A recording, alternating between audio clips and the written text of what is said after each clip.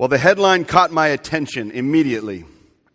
It read, "The biggest threat facing middle-aged men isn't smoking or obesity, it's loneliness." Little did I know that an article from the Boston Globe, coupled with just a handful of other conversations and kind of promptings, that God would use something like this, and this eye-opener of an article, for me to consider friendships differently in my own life. And that phrase, biggest threat facing middle-aged men, I was sitting there, I remember exactly where I was at my desk, reading this article and convincing myself that as a middle-aged man myself, surely this article wasn't describing me. I have plenty of friends. I have so many friends, I could name them off. I'm sitting there thinking through this, and then I first responded with, I've got my best friend, one of my best friends, Rod, and we went to high school together. We hang out all the time together. In fact, we were just together. When were we last together? And there's my other best friend, Dave. Jay and I hang out as a couple with him and his wife. But when was the last time just the two of us hung out? Just me and Dave. I couldn't remember. And then I thought there were other good friends who I still felt were part of my life because we keep tabs on each other. But as I thought more and more, the ones that I'd consider real, true friends were ones I hadn't spoken with in many years. What I had to consider, and I'm going to be just a little vulnerable here for you all, but what I had to consider and come to grips with was that I wasn't exempt from the phenomenon that this article was addressing. In fact, I was more like an example of it. I just didn't know it. The phrase 40 and friendless, or 50 and friendless, or whatever your age is and friendless, has come into popular lexicon. This idea that we find ourselves at markers in our lives and we realize we don't have the kinds of friendships or relationships we thought we had. And I had to come to grips with the fact that I wasn't exempt from this phenomenon. It's not that I didn't have friends. I'll get to that in just a moment. But really when the question of name two people who know 5 intimate details of your life came up, I couldn't answer it. And as we talked about last week, the surface level friendships apply to every one of us. But if you're 40 and friendless, the question that the author of this article from the Boston Globe suggests is, what happens when you retire? What happens when you retire? I'm mindful, I'm going to just enter into some waters briefly here, but I'm sharing vulnerably with you about my own journey. And for some here today, this opens up areas of pain. This conversation on friendship has opened up areas of pain for many. And so I want us to be delicate with one another. And whenever we get into these sorts of conversations, I'd also just caution, even what Jesus says previously in our passage from Matthew 7, of this is looking into your own eyes, into your own life, not necessarily trying to gather bullets around arguments maybe you've had with a spouse or someone in your life. But I want us to be just delicate with one another. And especially if you're married to someone who, like me, struggled with friendships. And so let's be gentle with each other. Okay. So 40 and friendless, not to say that I didn't have friends. Of course I have friends, just not ones that I was spending much time with. Certainly not ones I could safely be vulnerable with. Many were friends by proximity. Remember that one-dimensional friendship that I talked about a couple weeks ago? Proximity of the gym, or maybe it was here at work, or maybe it was a part of a group that I went and did certain things with. I had a fantasy football group and a golf group. Whatever it may be, is that I had friends by proximity. So I had to learn how I found myself here. And I want to just even give permission to men and women in our church who find themselves in the same place, because no one chooses to be at the place of recognizing they don't have close friends. And so I'll tell you how it happened for me. It can happen a lot of different ways, but for me, it was that I was pouring my life into my work here at UPC, and we started to have kids, And so I poured everything into them and our young family, and then poured everything into graduate school and seminary, and add in all the duties of running a house and a household and having young ones in sports. After you painted that picture, what I realized was that I may have been a faithful father and a really good dad and hopefully a good loving pastor. I didn't see it as important or valuable to invest in friendships. And I thought I was being faithful, being a good dad, a good husband, a good pastor. But there was a belief that I held inside of me, one that I think a lot of us hold. And that was something that God needed to challenge even in me. It's this dangerous lie that we can all find ourselves believing. It's subtle, but it's the lie that self-care is selfish. That self-care is selfish. I'm just giving everything away, right? When God was saying, I want something for you too. I want you to have people that you can call your dear friends and that can wrap their arms around you, and they don't care how things are going at the church or how things are going with, the kids necessarily. They care about me, and they're investing in me. So taking all things into account, as I kind of found this is several years ago now, taking all things into account, when I added everything up, I had almost no time for friends. And hear this, I had inadvertently structured my life towards isolation. Now, when this happens, often what happens, I think, for a lot of us men, but especially for women too, is we inadvertently structure our life towards needing our spouse to meet that need and to be the one to provide friendship. And that's not fair or healthy to our spouses. And this is just something not only for people my age either. This happens throughout generations, as we've had lots of conversations with folks who are trying to navigate their later years. In fact, did you know that in the United States, I find this just fascinating. In the United States, nearly a third of people older than the age of 65, not saying anyone in this room is in that camp, but nearly a third of people older than 65 live alone. By age 85, that has jumped to half. That means all these people experiencing, and this is what we know, the phenomenon in our day, the epidemic of loneliness. And why it's at really epidemic levels. Because friendship is something we all need. But in order to have friendship, it's not just a matter of working harder or saying no to certain things so you create more time for friends. That's not what, honestly, friends, what I needed.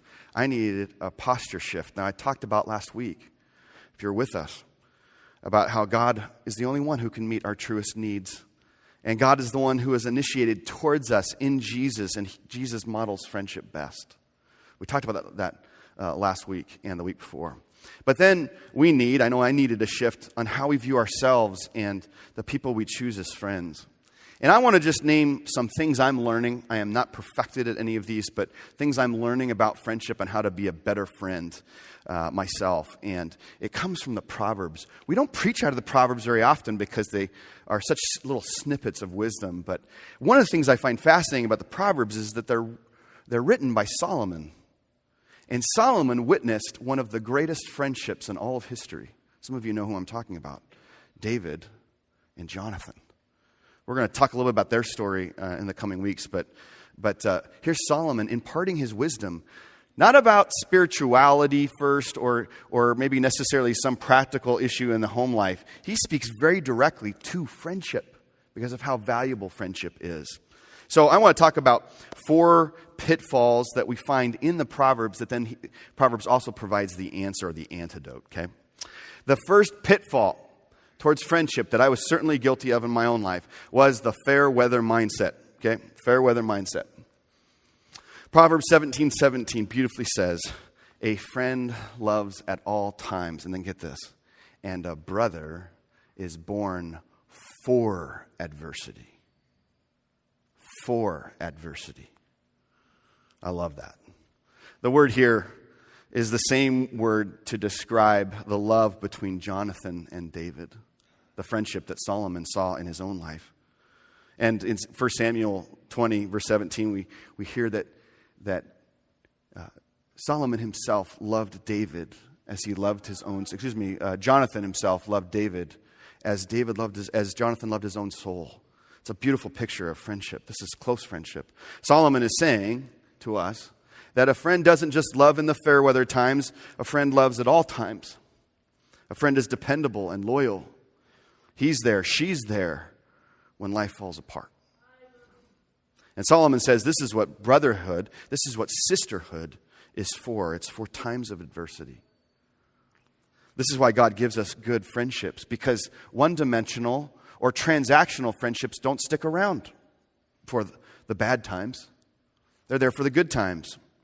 And when things fall apart, when the marriage is struggling, or you lose your job, or you have a decline in your health, it's the true friends that stick by, that are there through adversity. So the question for us is, how is the teeter-totter going in your friendships? You get what I mean by teeter-totter? One of the images for teeter-totter, it's actually a beautiful image for marriage, but also for friendship, is that there is a rhythm and a balance to a teeter-totter. All of us know it because we all know that feeling of going up and then going down, right? Am I the only one? Yeah, I think we all grew up with teeter-totters, right? And friendships work best, just like when a teeter-totter works best, when there are two people giving equal energy, up and down, up and down. The problem with convenience-oriented friendships, when being a fair weather friendship, is that it tends to be directing energy towards you, and it doesn't get reciprocated. Or in the friendship, there's one person that's receiving a bulk of the energy. By the way, that's where we get into codependency and unhealthy types of friendships, where it's always directed at one person. How's that teeter-totter? I would even challenge you. One of the things I recognize in my own life, but especially as I befriend others, is the internal clock that we all have where we realize, I've been talking a lot. It's time for me to maybe stop talking and then to kind of hit the ping pong ball back to my partner that I'm talking with and letting them talk, right? It's always fascinating to me that some people have kind of that 90%, 10% kind of ratio going on. That's not a very good teeter-totter, right? No one wants to engage with you in a conversation again if you can't stop talking. And so that internal clock to say, hey, enough about me, let's talk about you.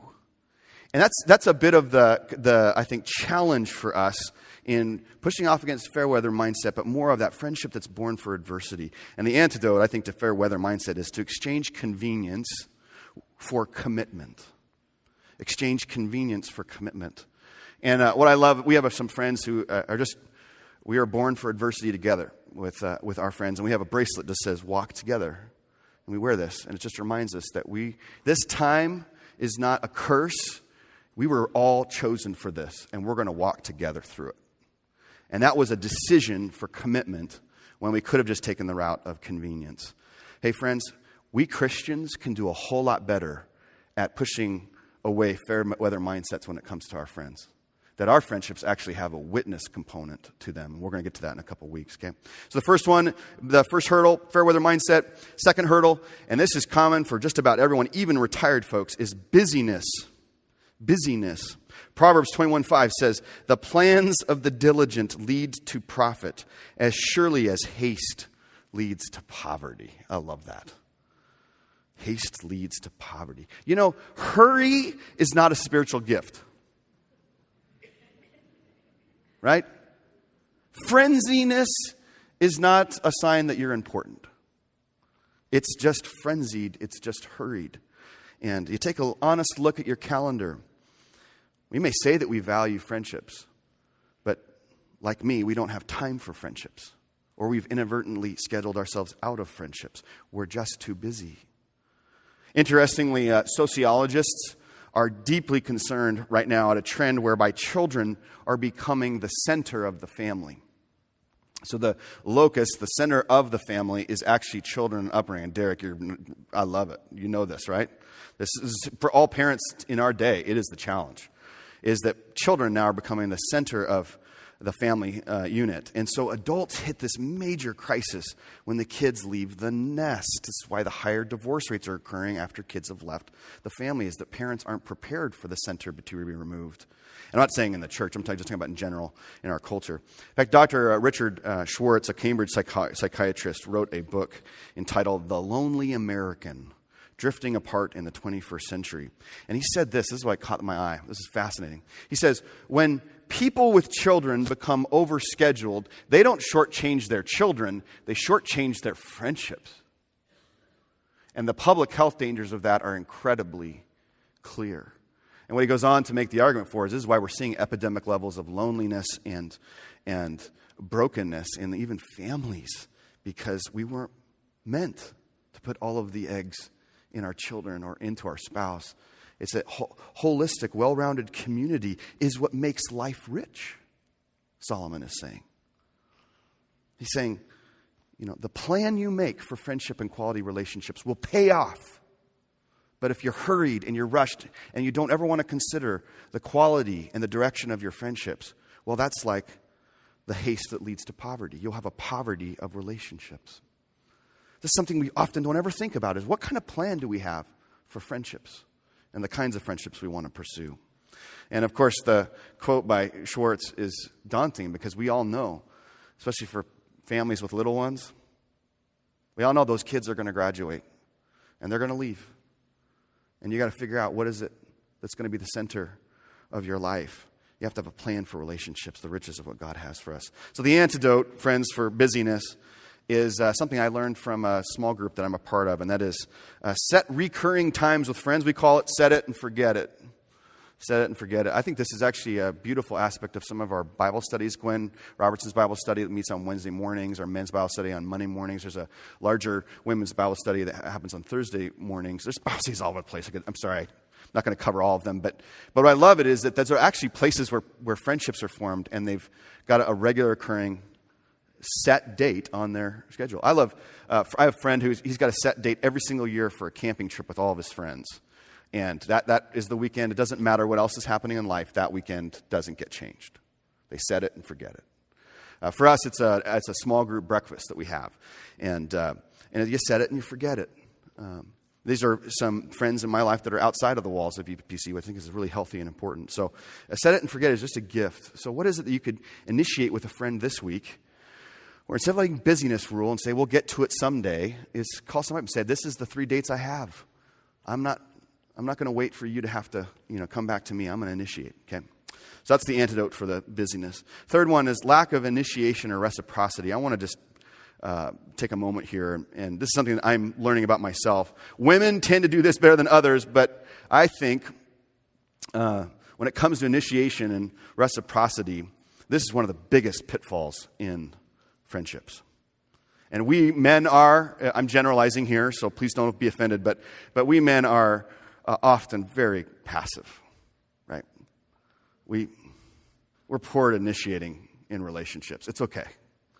You can raise your hand and say, I'm one of those, okay? Pastor Aaron gives me permission because he is saying he's weak at this too. So, but you might even say, I've got golf friends, I got work friends, I got, college friends, gym friends, but maybe like me, you don't hang out with those friends nearly as much as you realize. Or they stay real surfacey. Nobody's actually sharing anything beyond the surface of their lives. And many of them are unreliable when life gets hard, which leads us to Proverbs 18:24. This is beautiful. It says, one who has unreliable friends soon comes to ruin, but there is a friend who sticks closer than a brother. There's that brother image again. A friend where you've cultivated a give and take as a result of you being close as a brother. Consider this proverb. What is desired in a man is steadfast love, and a poor man is better than a liar. And Proverbs 19:22 is telling us that, and really Solomon is saying, what people really want, what they really want in friendship, what they want to see in friendship is steadfast, unfailing love. The Hebrew word here in that sense of steadfast love is the word hesed. We've talked about that here at UPC before, but the Hebrew word beautiful means radical loyalty. It's a love that will never uncling from who is the object of that love. And it's the same love and loyalty that God is said to have for his covenant people, you and me. Hesed. It's a steadfast love that endures forever. And so when Solomon says a poor man is better than a liar, he's saying even a faithful friend who has nothing is better than a person of wealth who says they're faithful but then turns their back on you. This is what people want in a friend, someone who reflects God's character of loyalty and sticks in it with you. So, friends, I think the gift that we have to understand is this gift of bidding, of receiving and giving. And so it's something called bidding that happens in marriage counseling and therapy, is that they actually observe couples. Some of you, I've talked about this before, about how the way bidding works is recognizing when your partner bids for your attention. The problem is women tend to bid in an emotional bid. Men tend to be in a practical or circumstantial bid. So men will come in the door after maybe work or after working in the yard or whatever it may be, come in the door and they'll say, "You wouldn't believe what happened in that Mariners game." And the wife is thinking to herself, "I could care less about the Mariners game. I'm knee deep in whatever I'm doing right now." And not recognizing that bid to share about the Mariners game was going to lead to a bid about how he was frustrated with work that day. But she blocked the bid. And likewise, men often will ignore or don't want to enter into maybe the emotional bid. And so there's this bidding. We raise our bidding card like at an auction. Look at me. And what I found in research is that the best marriages, the most thriving marriages, are ones where the partner in the marriage sees their partner's bid and then they reciprocate. And it's the teeter-totter. It's I bid, you bid. By the way, we do this with our children. We do this with our grandchildren. We do it with our parents. Just a phone call is a bid. Any sort of initiation is a bid. So one of the things I want to just challenge us all on in terms of raising our friendship IQ in the way that Solomon gives us wisdom is to raise your friendship IQ is that when someone bids towards you, honor it. Honor it. Don't ignore it. Hey, I saw the tickets went on sale for this concert. I was thinking you and I could go. Hey, what are you doing tonight? Hey, you want to grab a beer after work? Whatever it may be, okay? Those bids are given to us and then we have to respond. The problem is, in a lot of people's lives, they're too busy or they're too passive. And so they let those bids fly by and don't think twice about them. Well, the reality is, research shows you'll bid 2 or 3 times, and if you get a no every time or no response, you'll just stop bidding. It's what children do. In fact, they do research on children and say when children realize that their bids for attention aren't given, they just stop bidding altogether. It's actually a really sad thing when children realize that no one's going to respond to their bids. And this is something we can get better at, is the bidding.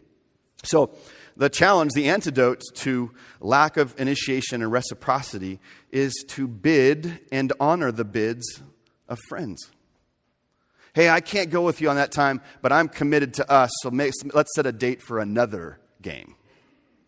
Or if the person has reached out to you and they've bid, you honor that bid by saying, "Man, I can't do it that night, but dude, we've got to get time. In fact, I'm looking at next week having 4 mornings where I could have breakfast."